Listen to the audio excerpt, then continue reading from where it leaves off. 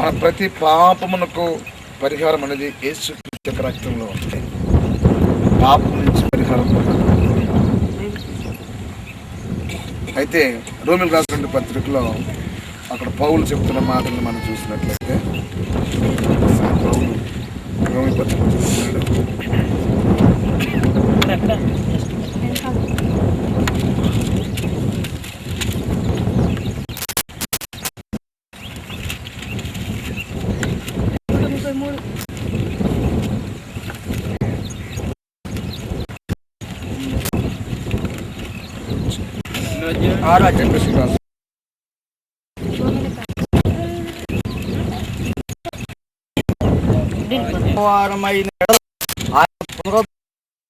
సాదృశ్యం మందును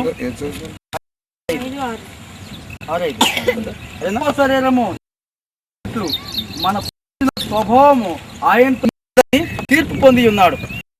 క్రీస్తుతో కూడా చనిపోయిన ఎడల మృతుల్లో నుండి లేచిన క్రీస్తును చనిపోడనియు మరణంనకు ఇకను ఆయన మీద ప్రభుత్వం లేదనియు ఎరిగి ఆయనతో కూడా జీవించున్నాము. పోట చూడ పాపం విషయమై పోయిన గాని జీవించుతున్నాడు. అటువలే మీరును పాప విషయమై మృతులుగాను దేవుని విషయమై క్రీస్తు యేసునందు సజీవులుగాను మిమ్మల్ని మీరే ఎంచుకొనుడి. 6వ వచనంలో ఏమనగా మనమిక పాపమునకు దాసులము పాపమునకు దాసులము కాకుండాటకు పాప శరీరం నిరంతరమునకు మన ప్రాచీన స్వభావమును ఆయనతో కూడా సిలువ వేయబడిన పెట్టారు. వింటున్నారా?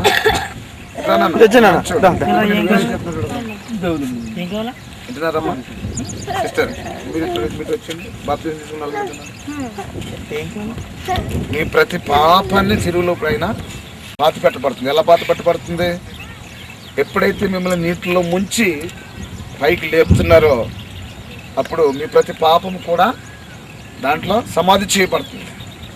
మరణించి లేచిన దానికి సాదృశ్యం ఏంటంటే, ఆయన ఎలాగైతే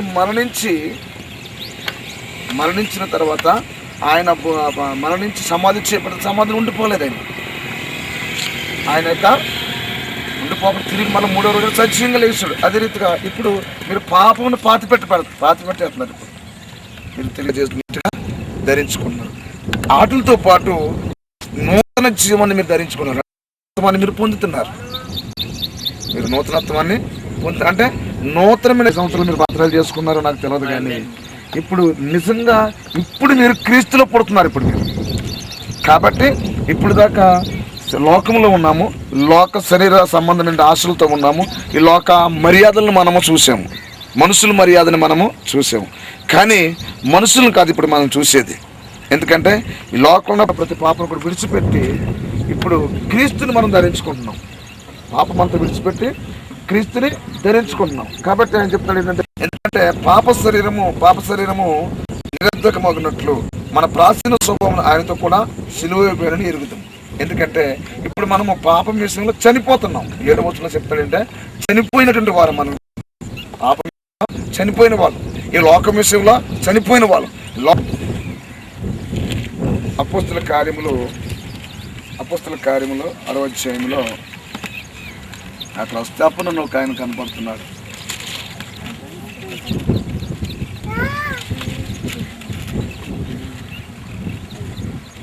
చూడండి 6వ అధ్యాయం 7వ వచనం అంటే, ఇంకా యెరూషలేములో బహుగా విస్తరించను మరియు యాజకులు అనేకులు విశ్వాసం లోబడి గొప్పను అనేటువంటి వ్యక్తి యేసుక్రీస్తును ధరించుకొని ఈ లోకానికి వచ్చాడు. మన భారతదేశానికి వచ్చినప్పుడు ఆయన ఎన్నో హింసలు పడ్డాడు. ఎంతో మంది హింసించారు, రాళ్ళతో కొట్టారు. అయినప్పటికైనా ఒకటే మాట, యేసుక్రీస్తుని ధరించుకున్న అతను క్రీస్తుని ప్రకటించడానికి లోకానికి వచ్చి ఆ క్రీస్తు కోసం హతసాక్షి అయిపోయాడు, కానీ ప్రాణాన్ని లెక్క చేయలేదు. తెలుసండి, నేను క్రీస్తు కోసం చనిపోవటానికి ప్రయత్నం చేయలేదు తప్ప లోకమని పాపం కోసం ఆశపడతాను గుర్తుపడతాను. పాపం వల్ల వచ్చే జీవితం మరణం. అది ఎక్కడ తీసుకెళ్తుంది అంటే నిత్య నాశనం అనే నరకాన్ని తీసుకుని వెళ్తుంది. ఆ నిత్య నాశనం నరకాన్ని తప్పించడానికే యేసుక్రీస్తు ప్రభువు ఈ లోకానికి వచ్చి మన కోసము ఆయన ప్రాణం పెట్టాడు. మనం పొందవలసిన శిక్షను ఆయన పొందాడు. మనం కలిసిపోతే లోకాసులు ఆ సిలువ వేయబడిన క్రీస్తుకి విలువ లేదు. ఆ యేసుక్రీస్తుకి మహిమ తీసుకురావాలంటే, ఆ శిలువకు విలువ తేవాలంటే రక్షణ అప్పుడే మనం నిజమైన క్రైస్తవులుగా ఈ లోకంలో మాదిరితనం చూపించగలుగుతాం. ఈ లోకంను విడిచిపెట్టిన తర్వాత పరలోక రాజ్యాన్ని మనం ఆత్మ శరీరం రెండు కలిగి. కాబట్టి ఈ శరీరం మట్టి అయిపోతుంది, ఆత్మ మాత్రం దేవుని దగ్గరికి వెళ్తుంది. కాబట్టి ఈ ఆత్మను మనం కాపాడుకోవాలి. ఆత్మ మనం ఎప్పుడు కూడా కల్మషం అంటకుండా మనం కాపాడుకోవాలి. ప్రార్థన పూర్వకంగా ఎప్పుడు మనం ప్రార్థన పూర్వకంగా ఉండగలుగుతామంటే వినటి వాళ్ళ విశ్వాసం నిరీక్షణ మనకే రక్షణ. ఇప్పుడు వాక్యం విన్నారు, మీరు విని విశ్వసించారు. దేవుని యొక్క సంఘాన్ని కట్టుబెట్టుకున్నట్టు దేవుని మందిరానికి ఎప్పుడు కూడా మనం దగ్గరగా ఉంటే మందిరం దగ్గరలో ఇల్లు తీసుకుని ఎక్కడికైనా మందిరానికి పోవడం తప్పదు. అది కాదు. మనం ఎక్కడైతే రక్షణ పొందామో, ఏ కాపురం మనకి బాప్తిస్మం మనకి ఇస్తున్నాడు, ఆ కాపురం మనకు ఆత్మీయ తండ్రిని మనకు సంఘాన్ని సహకరించుతూ ఉండాలి.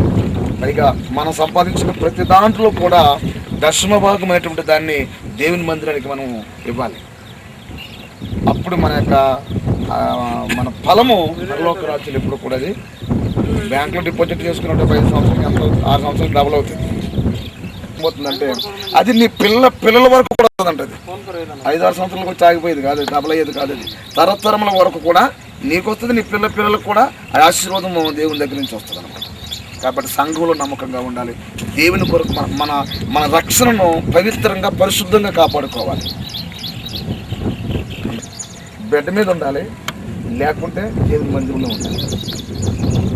రక్షణ పొందంటే మనం ఒకవేళ బెడ్ దిగలేని పరిస్థితుల్లో మనం రోగైపోయి మనం బెడ్ దిగలేము, అప్పుడు అలా ఉండాలి. తప్పనిసరిగా మనం దేవుని మందిరంలో ఉండాలి. ఆ పరిస్థితి మనకు లేదంటే. కాబట్టి దేవుడి కొరకు మనము జీవించాలి. దేవుని కొరకు నమ్మకం ఎంత నమ్మకంగా మనం ఉంటామో ఆ దేవుడు నీకు వెంటనే కనపడకపోవచ్చు. అప్పటికప్పుడు చర్చకి వెళ్ళినప్పుడు వెంటనే నీకు అక్కడి నుంచి మోసి తెచ్చుకోకపోవచ్చు. కానీ అక్కడికి వెళ్ళి నువ్వు మోకరించి ప్రార్థించే విశ్రాంతిలో పాల్పంచుకున్నప్పుడు నీ నీతిని బట్టి నీవు నీ పిల్లలు కూడా ఆశీర్వదించబడతారు. నీ పిల్లలు అభివృద్ధి చెందాలంటే, నీ కుటుంబం విస్తరించాలంటే, నీ కుటుంబ భవిష్యత్తు బాగుండాలంటే మనము ప్రభు మార్గంలో బాగా ఉండాలి. మనం నీతి మార్గంలో మనం ఉండాలి. అప్పుడు మనము తప్పనిసరిగా మనము ఆశీర్వదించబడతాం. కాబట్టి ఇంకా పాపానికి దోషులు అరమపత్రంలో మనం చెప్పిన మాట ప్రకారం.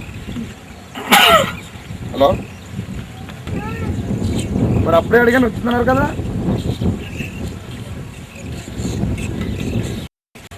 మరి నాకు అప్పుడే చెప్పాలి కదా. ఎప్పుడు నేను ఎక్కడో సనత్నాలు వేసాను, సనత్నాలు వేసాను సార్. ఇప్పుడు వేస్తానండి మళ్ళీ. మనకి జోలి లేదు. ఆరోగ్య రాసి పెట్టాం రోమపత్రికలో.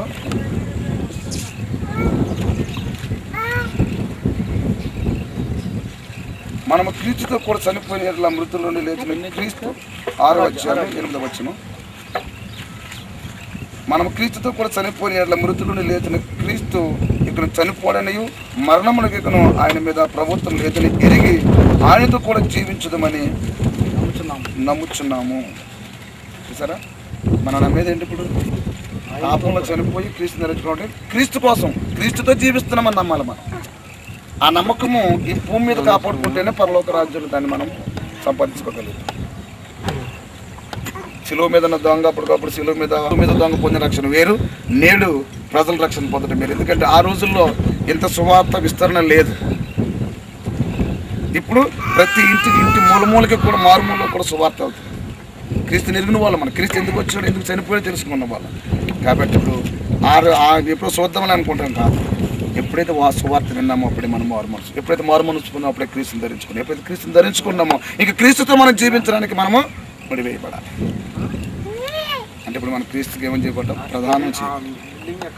కాబట్టి అటువల మీరును పాపం విషయమై మృతులుగాను దేవుని విషయమై క్రీస్తు యేసునందు సజీవులుగాను మిమ్మల్ని మీరే ఎంచుకోండి. కాబట్టి శరీర దురాశలకు లోబడినట్లుగా చావునకు లోనైన మీ శరీరమందు పాపం ఏలనీయకుడి, మరియు మీ అవయములను దుర్నీతి సాధనలుగా పాపమునకు అప్పగింపబడి.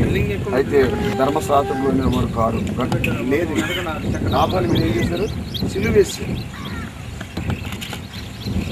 భర్తను భార్యలు భర్తను సమర్థించుకుంటాం కదా. అలాగే మనం పని ఏంటంటే సమస్యలను చూడకూడదు. సమస్యలు పరిష్కరించేటువంటి యేసు ముప్పై ఎలా తొలగిపోతే సమస్యలు తొలగిపోతాయి. సమస్య నిలబడదు, కానీ మనం సంఘంలో నిలబడినప్పుడే మనం సంఘానికి సమాజానికి మనం ఒక మాదిరితనంగా ఉండగలం. అప్పుడు క్రీస్తు కలసపడిపోతుంది. గుంపులోనే ఇక్కడ కాదు, మనం కొంచెం సంఘాలు చాలా ఉన్నాయి ఈ రోజుల్లో. నిజంగా విశ్వాస కోసం ప్రయాసపడే కాపరి కావాలి. గొర్రెలొస్తే ఏదో మేత పెట్టేసేసి పిండుకునే వాళ్ళు చాలా మంది ఉంటారు, కానీ గొర్రెకి ఏదైనా తగిలితే దాన్ని దర్శించి కూడా ఉంటాడు. ఈ రోజుల్లో చాలా మంది పాస్టర్స్ విశ్వాసుల గృహాలను దర్శించరు, తెలుసండి. సంఘానికి వస్తేనే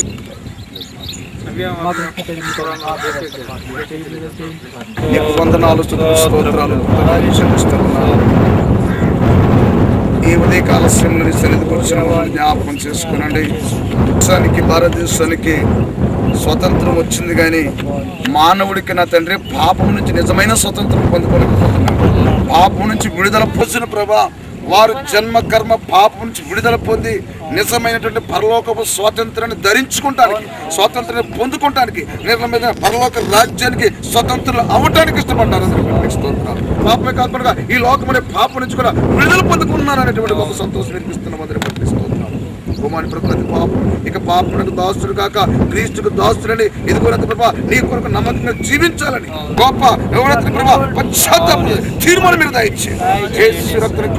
ముద్రిస్తుందంటే దర్శకులు బలపరిచిన ఒక స్తెప్పన వలె, అవును స్తెప్పను క్రీస్తు కొరకు హతసాక్షి కానీ ఇదిగో నేను ప్రభు కొరకు నమ్మకంగా జీవించి నా జీవిత పర్యాంతరం ప్రభు కోసం జీవిస్తాను, అనేకులకి నేను సాక్ష్యం ఇస్తాను. గొప్ప తీర్మానం కుమారుడికి మీరు దయచేయండి. సహోదరి మీరు దర్శించండి. యేసు రక్తం సహోదరిని ముద్రిస్తున్నారు, శిలువ రక్తం ముద్రిస్తున్నాం. సహోదరిని దర్శించండి, బలపరచండి. ఒక దెబోరా వలె, ఒక ఎస్తేరు వలె ఈ బిడ్డ నమ్మకమైన సాక్షిగా జీవించినట్లుగా ఈ బిడ్డని మీరు బలపరచండి, దీవించండి, కుటుంబాలను దీవించండి. ఇదిగో నా ప్రభా లోకం పాపని విడిచిపెట్టి ఇదిగో పాపం ఇదిగో సిలువ వేసి ఇదిగో పాపం దాస్తులు కాకుండా క్రీస్తుకు దాస్తులుగా జీవించండి. ఈ నిమిట్లు ప్రభ సమర్పించుకుని మీరే పొందుతున్న బాప్తీసం తెలియదు, క్రీస్తులోనికి పొందుతున్నారు కాబట్టి క్రీస్తులో బాప్తీసం పొందిన వీరు ప్రభ యేసు క్రీస్తు కొరకు నమ్మకమైన సాక్షులుగా జీవించండి. చూపించి బలపరచమని వీరు చిత్తపరిచి నీ దాసుని పట్టుకొని నీకు వందనాలు ప్రభు. నీ దాసులు ఎంతో కన్నీళ్ళు కాచి వీరి కొరకు ప్రార్థించారు. ఎదుగునంత ప్రభా కన్నీళ్ళు కాచి ఈ రక్షణ సువార్తను ప్రకటించిన ఈ సంఘ కాపరిని ప్రభా ఆత్మీయ తండ్రిని భావించిన ప్రభా సంఘానికి నమ్మకంగాను ఇదిగో నీకు బలమైన సాక్షులుగా ఉండి ప్రభా సంఘంలో నమ్మకస్తులుగా జీవించి అనేకులకు మాదిరితనం చూపించి బలపరచు. ఈ బాప్తిసం కార్యక్రమానికి వచ్చిన ప్రతి సహోదరి అందరూ దీవించుకోవాలి. ఈ బిడ్డల ప్రభా నీకును పరిశుద్ధాత్మకును అప్పగించుకుంటూ నా తన యేసు పరిశుద్ధ నామములో ఈ ప్రార్థన అడుగుచున్నాను తండ్రి. ఆమేన్. ఆమేన్.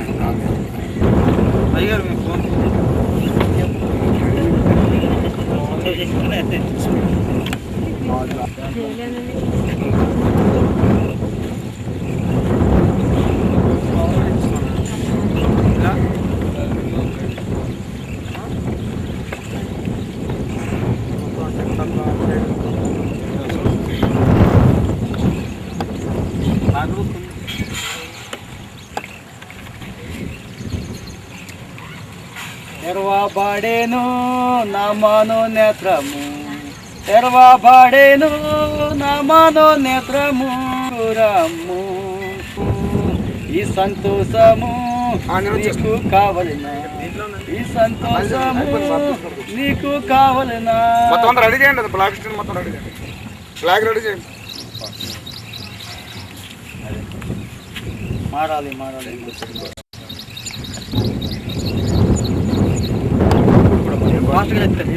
ఫాస్ట్గా